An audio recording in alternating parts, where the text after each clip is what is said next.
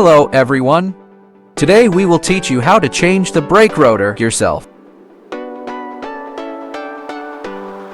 First, set up the car and remove the wheels.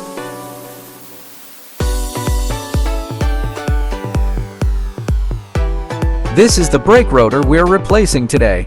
Before removing the brake rotor, you need to remove your caliper. These two bolts can be found behind the caliper.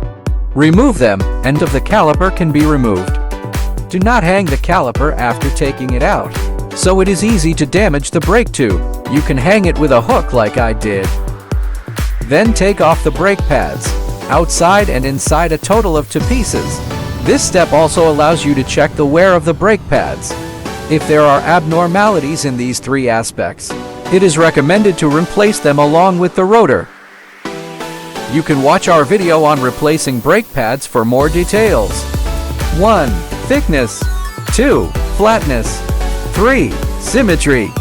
On this car, there are 2 limit screws right here. You'll want to take them off first.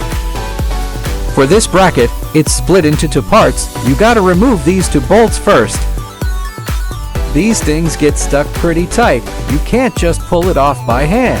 Grab a hammer and gently tap it a few times to loosen up. How to determine if your rotor need replacement. 1. Check the inner and outer edges of the rotor for raised ridges lips. These ridges form on areas untouched by the brake pads. The height difference between the ridges and the central worn area indicates the rotor's remaining service life. 2. Inspect the worn central surface under normal conditions. It should feel smooth. If the surface has wavy ridges or grooves, replace the rotor immediately regardless of thickness. Additionally, replace the brake pads simultaneously, as this damage is often caused by lodged debris, for example, stones embedded in the pads. Comparison between the old and the new. The wear on my rotor is relatively even. Next, you can install the new rotor. I replaced the hub bearing at the same time. Pay attention to the position of each hole. Reinstall the positioning bolts. Some rotor are coated with a thin layer of rust preventative oil from the factory. This can be wiped off before installation or left in place.